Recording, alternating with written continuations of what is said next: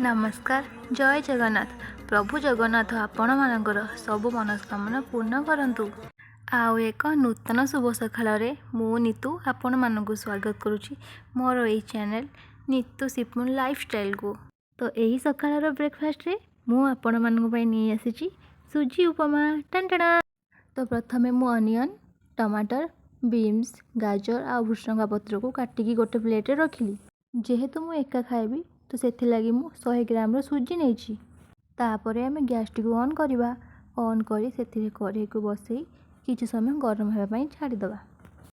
कढ़ईटी संपूर्ण भाव गरम हो सारा पर सेथिरे आमे सुजी भाजवा लगी किछि तेल पकाइबा। तेल ऑलमोस्ट गरम हो सारा तो सेथिरे आमे से सुजी को ढालिबा। सुजी कढ़ईरे न लगे लगी आमे पिठा कड़िका माध्यम सुजी को एमती गलाइबा।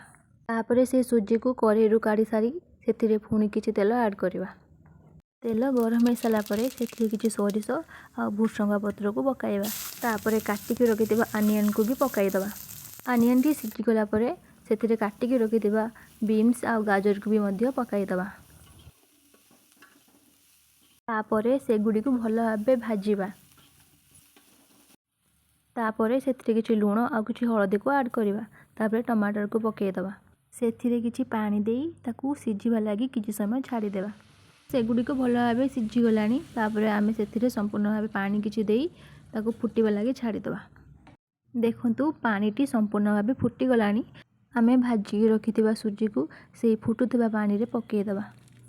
पिठा कड़िका माध्यम रे आमे सेई सुजी गुडी को भलो भाबे एम्ति गलाइबा। सांग माने देखंतु सुजी सब फुलिकी केमती हे गलानी। तो आम उपमाटी रेडी हे गला। तो फ्रेंड्स डेरी न करी चलंतु एंजॉय करबा हमर सुजी उपमा।